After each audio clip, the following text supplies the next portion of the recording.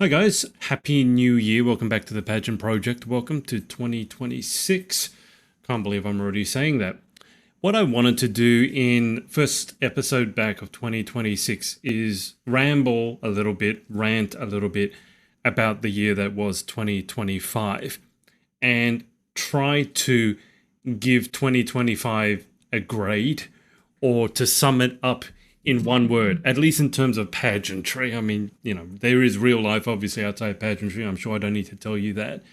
But looking back, if I can get you to cast your mind back to the year that was 2025, there were some ups and downs. Now that sounds borderline cliche. Every year probably has ups and downs. But for whatever reason, 2025 felt wildly inconsistent to me. I think that's probably the one word I'd use is inconsistent. There are some other words I could describe that are maybe a bit more positive, but right now I'm just thinking inconsistent because I'm casting my mind back. And this takes some effort because it seems a long time ago.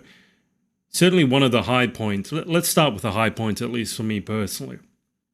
Going in June to Miss Volunteer America in Tennessee, that was definitely a high point. I had interviewed a whole bunch of the Miss Volunteer America contestants in the lead up to Nationals. That was, where is it? Tennessee, in Jackson, Tennessee, at the Carl Perkins Civic Center.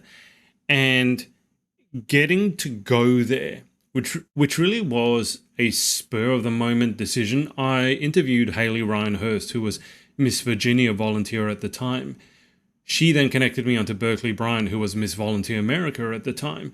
And I've told this story before, and I'm not going to, flog a dead horse, but I noticed something different about those two. I mean, I'd known Haley for a while, and I always knew that she was a very good speaker, very intelligent, very ambitious, and I always loved getting to chat with her. But then I noticed Berkeley also really, really stood out to me. She was very, very personable, very warm, and I think now having met Berkeley and interacting with a lot of her the delegates in June, I don't think there's anyone who would say a bad thing about Berkeley. She's absolutely lovely. But what happened was I went on a bit of a virtual tour, so to speak. I interviewed, maybe 10 or so of the contestants at Miss Volunteer America, and I just decided, spur of the moment, I like what I'm seeing. I'm going to go and check it out in person for real, because I don't think you really get to know a pageant system until you've either competed in it or you've run it yourself. But as an outsider myself, I think the next best thing is to actually go and see it in person. And that was an absolute highlight. And a lot of what happened in 2025 for me was based around that. So in the lead up to June, obviously, as I mentioned, I was interviewing a bunch of the Miss Volunteer America girls. After Miss Volunteer America and I made my way back, I think I really had a different perspective on pageantry, because Miss Volunteer America to me was the first time I'd seen a large-scale American pageant in person. But it was more than that. It was also the first time I got to see the difference that really good production values can make. I previously to that would have thought it was quite shallow. It's just a video, it's lighting, who cares? But it's more than that. For the girls who get up on stage who've worked their entire year or whatever it is, their entire reign leading up to that, having good production values and having a filled stadium, a filled auditorium makes a world of difference. It was also the first time I'd seen a talent section in a pageant. And then there were a whole other bunch of things that happened that were sort of ancillary to the pageant, but were pageant adjacent. And a lot of those were very eye-opening, some quite moving experiences personally, some of which I've spoken about, some of which I won't speak about for privacy reasons. But after that, I came back and I eventually finished writing my my beginner's guide to pageantry. I was actually working on that, the beginner's guide to pageantry, when I was over there in Jackson. Best intentions and all that. It's kind of hard to sit down to write a book when you're in pageant land, because you spend, you know what it's like, it's crazy. You're always meeting people, speaking to people. But when I came back, I eventually finished that book, published it, I started focusing more on interview coaching specifically in 2025, sort of as an experiment, not really an experiment, because that's probably what I'm best known for in pageant land, is all the interviewing I've done. So getting into interview coaching specifically seemed like a very natural segue, but still was certainly doing the regular weekly mock interviews was an experiment. And I will say, I forgot to mention this at the beginning, we are starting with our mock interviews back this week. So Thursday, 8th of January at 8 p.m. EST, $19.99 per session, or complimentary for our VIP members. But head to pageantmock.com if you'd like to sign up for that. So we're starting that this week, depending, I don't know when you're listening to this, but the 8th of January will be our first mock interview back for 2026. We started doing that, and I really enjoyed that. We had some great results. I'm only taking a maximum of 6 per session. And as an example, the one coming up on the 8th already has 3 people booked in. And we've had a really good spectrum of older competitors, older returning competitors, younger first-time competitors, a bunch of different systems. One of our newer members is from Miss Teen, will be competing for a state title in Miss Teen USA. Another one is a teen contestant in the Miss America system. And so it's really nice getting to see the spectrum of not only the different personalities, but really how differently interview is treated in different systems. You can speak to some of the Miss America contestants and you can see they're super prepared for really controversial questions. Whereas Miss USA, because I did do a bunch of mock interviews, probably about 10 mock interviews with the Miss USA and Miss Teen USA contestants, and their vibe is very different. It's much more relaxed, conversational. I think that's all right. I can't speak. Conversational in manner. But it seems like it's more based on relatability when it comes to the Miss USA interviews. Can you be likable in 2 minutes, in 3 minutes?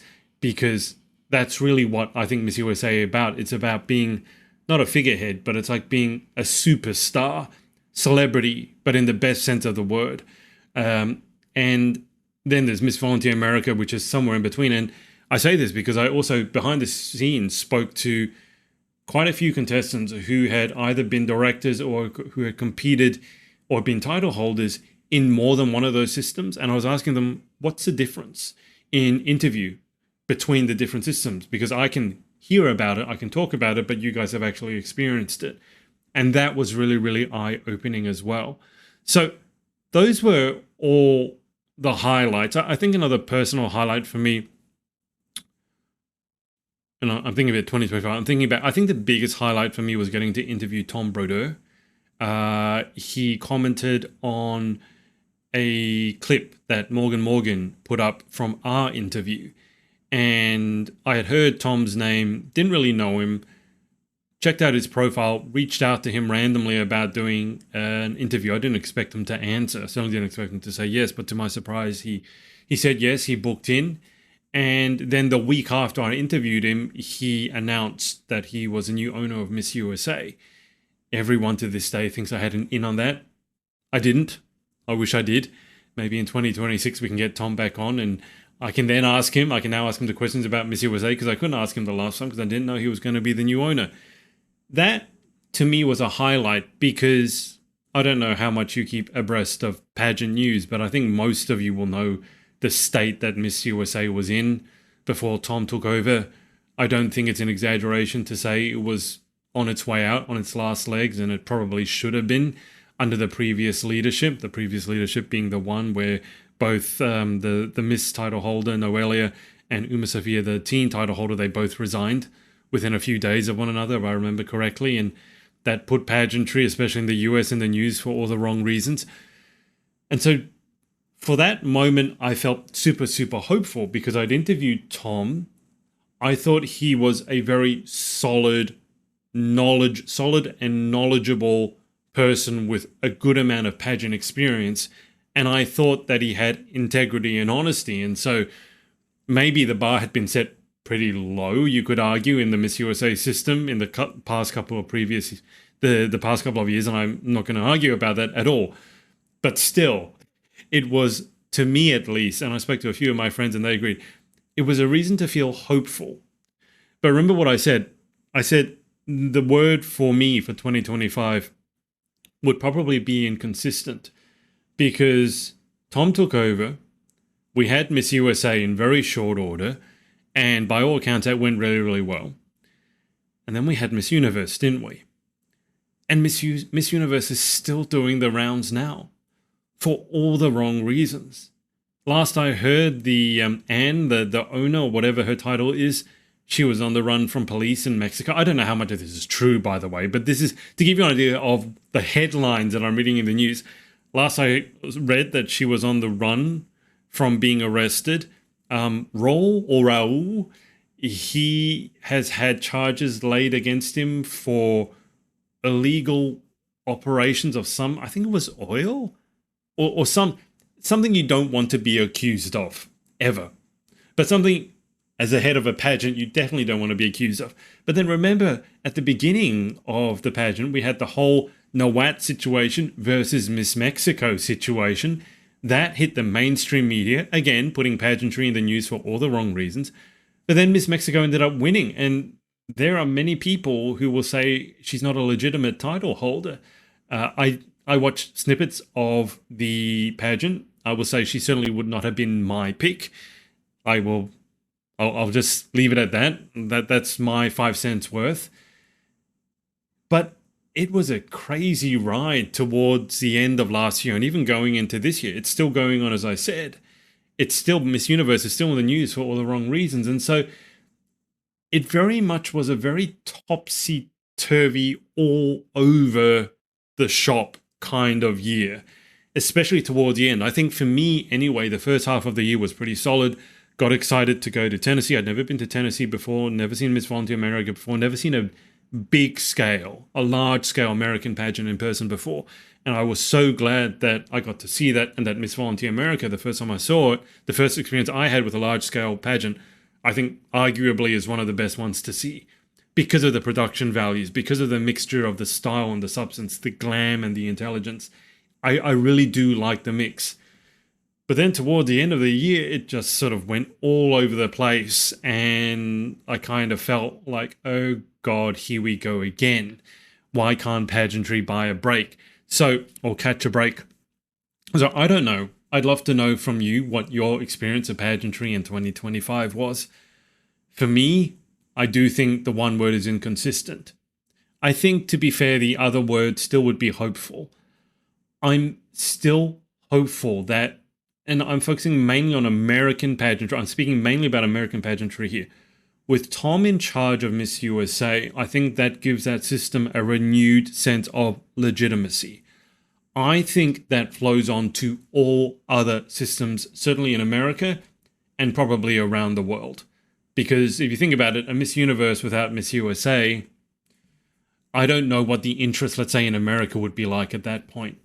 And so if I focus, and I'm choosing to do this, mind you, if I focus mainly on pageantry in America, and then secondarily in places such as the UK, Australia, my home country, Canada, New Zealand, places such as that, I still am pretty hopeful that things are going to turn around in terms of more contestants on the whole having positive experiences.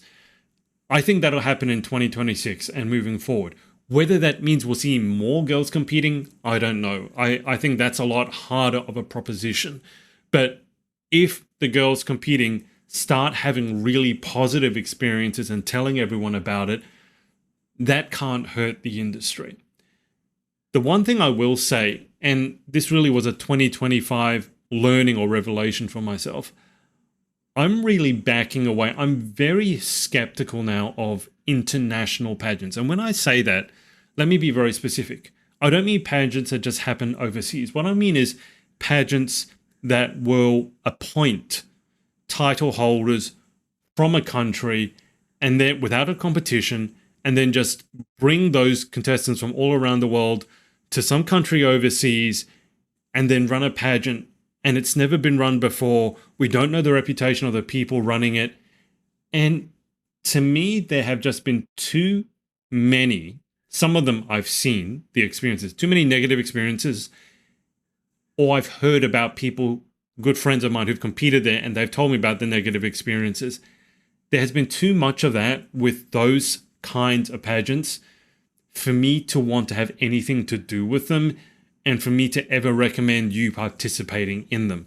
Now, I say this knowing full well that there are people who follow me who actually fall in this boat of, hey, someone sent me a DM, or this director of a pageant, or this director or this person in my country suddenly took up directorship of this new pageant in my country.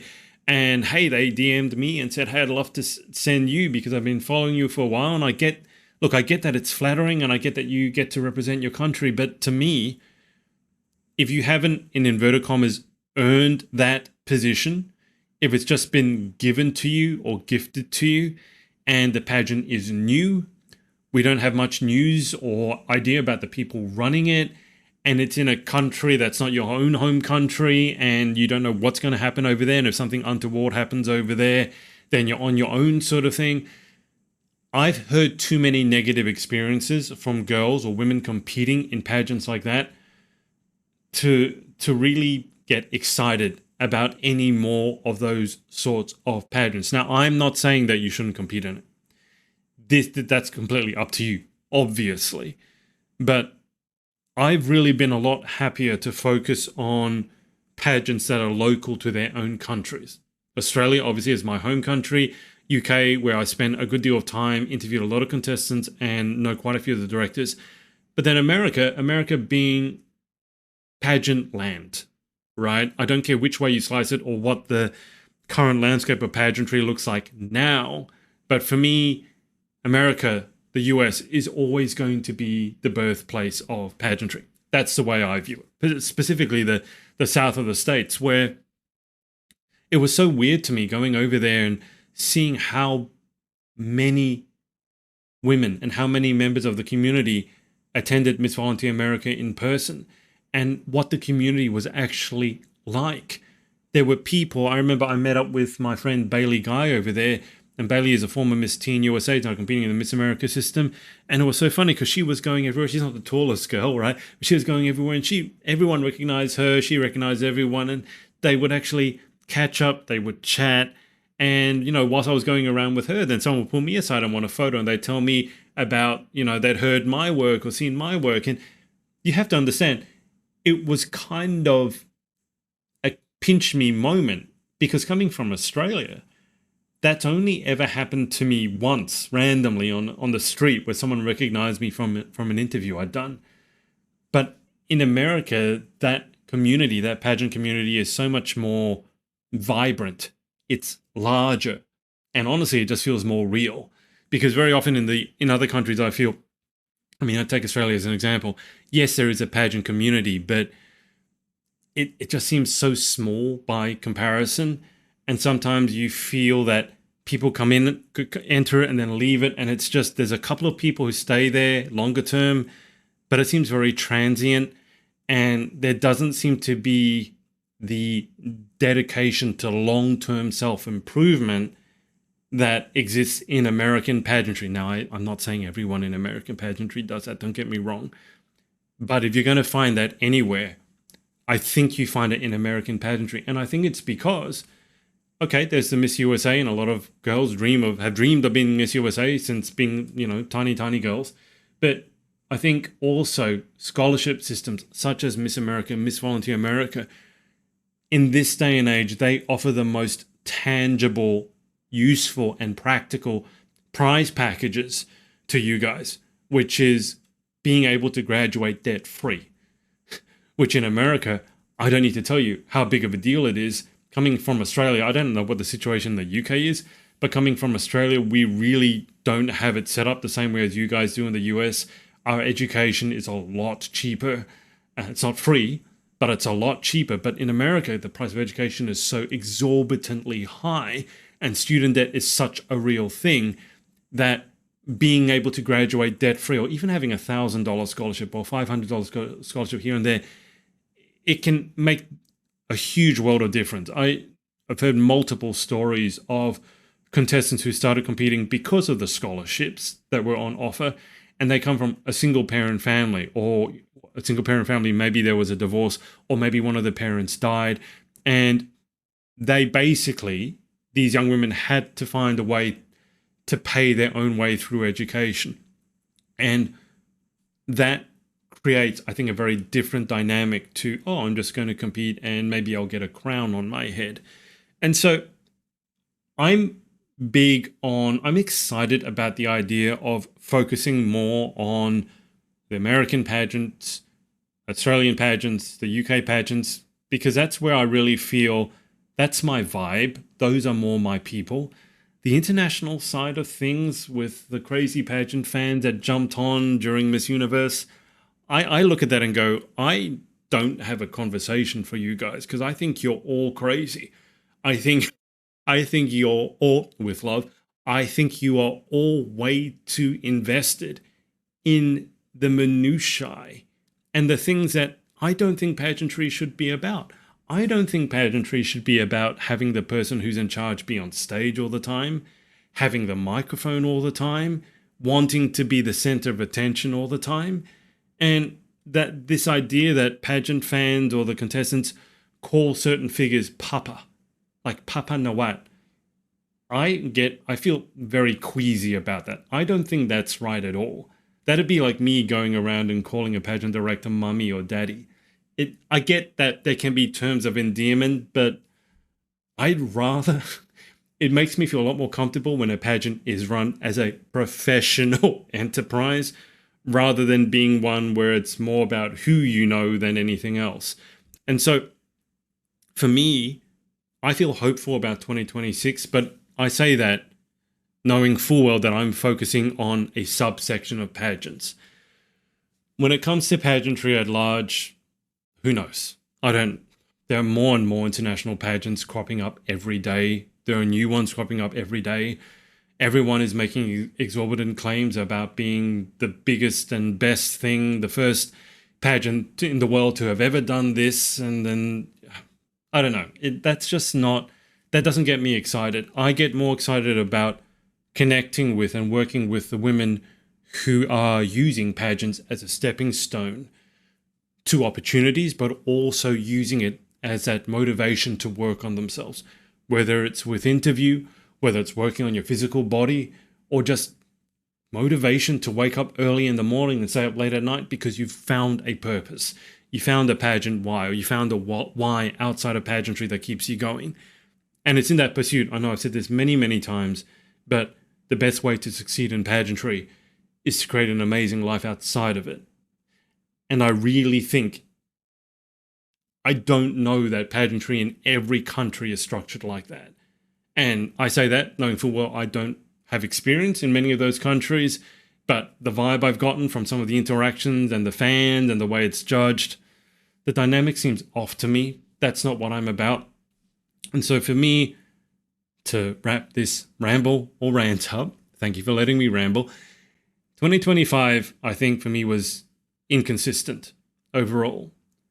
But I do think it is going to be looked back, at least in American pageantry, as a year that the industry began to turn itself around. Now, whether it continues on an upward trend, no idea. I'm hopeful, but no idea. I've been around the industry far too long to think that I can predict 2 years or 5 years out from now. But I think with certain key people in place, if you are looking to enter a pageant for the first time, or you haven't been in pageantry for a while because of previous leadership you didn't want anything to do with, and you're considering re-entering, I think 2026 could be a really good year to do so. Now, that doesn't mean that you don't have to do your research. It doesn't mean that you don't have to have that buyer beware mentality, because I still want you to be safe. I want you to be educated. And when I say safe, I don't mean don't take risks. I mean, the sort of wisdom, like don't go to a photo shoot when you don't know the photographer and go by yourself. That kind of safe. Because yes, pageantry is an amazing opportunity, but the biggest thing is that you guys stay safe. We don't want you falling foul of various nefarious people. So I think 2026, if you're considering entering a pageant for the first time or considering re-entering after you've had a bit of a sabbatical, I think this could be a good year to do it. I think USA is back on the up. I've spoken in glowing terms often enough about Miss Volunteer America. I don't know that much about the internals of Miss America, but I do know the women who compete are highly intelligent, very articulate, and very well educated, and I do really love that. And they seem quite loyal to the system, probably more so than any other system that I've come across. And so that says something. That doesn't say everything, but it says something. And so, just food for thought. 2025, inconsistent. But I think if you're focused on American pageantry or Australian pageantry or UK pageantry, but specifically American pageantry, hopeful. I think 2026 could be a very, very good year for American pageantry. I certainly hope it is. And I certainly hope it's a good year for you, whichever country you're from. You know, South Africa, Zimbabwe, Nigeria. I know I've picked up a lot of followers over the past year with some of the memes I've done and some of the other things I've done from other countries. And I don't know anything about pageantry in your guys' country. I will say a good friend of mine said that the big new powerhouse probably in pageantry is going to be Africa. She was very impressed at her pageant by all the contestants who were coming out from Africa and who spoke immaculate English, perfect English, very well educated, very intelligent, very ambitious. So maybe we're going to see something come out from there. Some new pageant system or a new powerhouse, who knows? I mean, South Africa is already there, obviously, but maybe there's a shift in international pageantry that's going to happen after the Miss Universe debacle, and I think that's a valid word to use. And if that happens, and if that forces change at Miss Universe, I think that can only be a good thing in the same way that we saw change happening at Miss USA. But that's enough for me. Welcome to 2026. Let me know your thoughts or what your experience was in 2025. I told you mine. Now you tell me yours. Send me a message, send me an email, info@thepageantproject.com, and I'll speak to you next week.